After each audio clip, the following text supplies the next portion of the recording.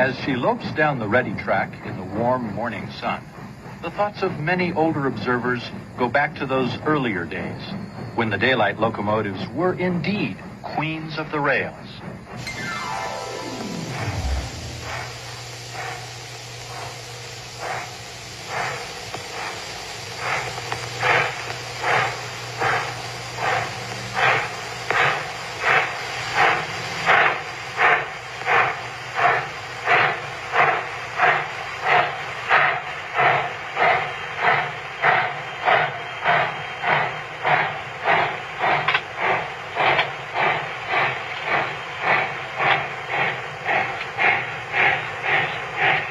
Even late in their careers,